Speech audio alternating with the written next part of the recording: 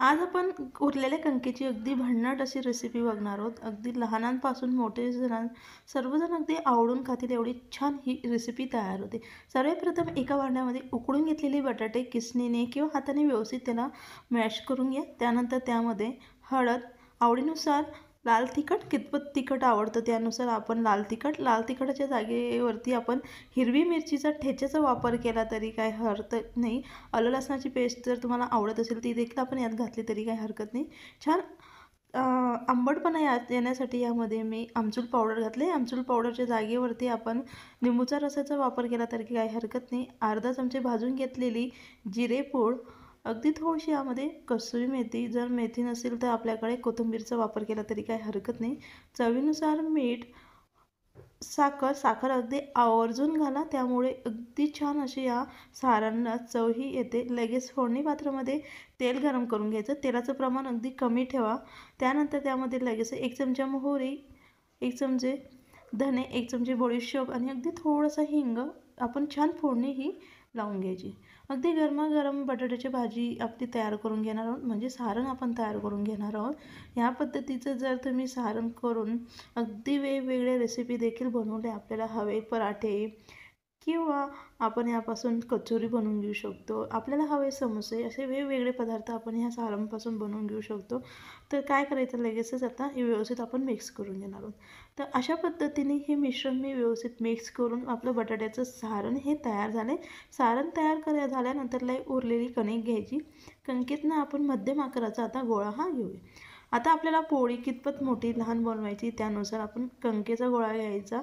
तर तेल किंवा जर अगदी घट्टसर अशी तुमची कणिक असेल तर तेल लावून ही लाटून घ्या, आणि जर थोडी सैलसर असेल तर पीठ लावून लाटून घेतली तरी काही हरकत नाही। या पद्धतीने पीठ लावून आपण ही मी जशी पोळी तयार करतो अगदी परफेक्ट तशीच पोळी आपण तयार करून घेतली। अगदी जास्ती जाड देखील नाही आणि अगदी जास्ती बारीक देखील नाही आहे। तर आपली पोळी तयार झाल्यानंतर लगेच आपण पोळीला सर्वात आधी काय करायचं, बटर हे लावून घेणार।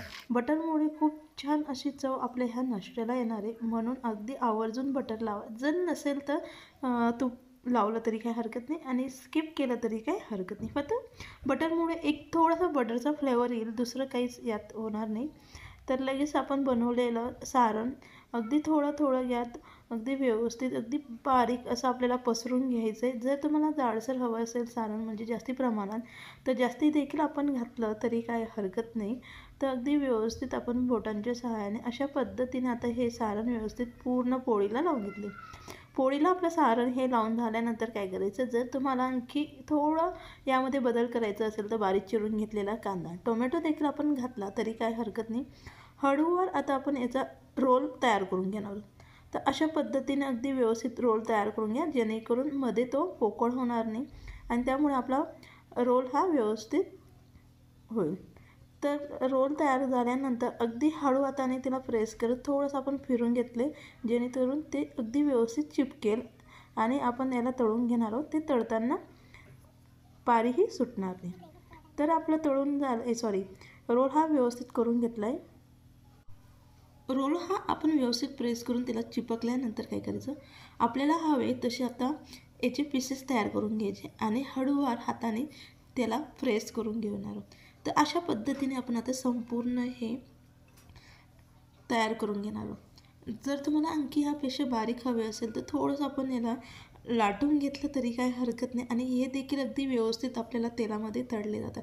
अशाच पद्धतीने आपण आता संपूर्ण गोळे हे तयार करून घेणार आहोत। अगदी परफेक्ट असं तयार झालं आहे। त्यानंतर लगेच यांना आता तळण्यासाठी साईडला गॅसवरती कढईमध्ये तेल गरम करून घ्यायचं आणि तेल गरम झाल्यानंतर लगेच आपण हे आता मंद आचेवरती छान क्रिस्पी होईपर्यंत तळून घेणार आहोत। अगदी पटकन तळून होतात, अजिबात तेलकट होत नाही आणि तेलामध्ये आपला मसाला देखील अजिबात निघत नाही। अगदी छान असे आपले हे क्रिस्पी चविष्ट असा आपला हा नाश्ता हा तयार होतो। नक्की तुम्ही ह्या पद्धतीने उरलेल्या कणकेपासून भन्नाट असा नाश्ता करून बघा।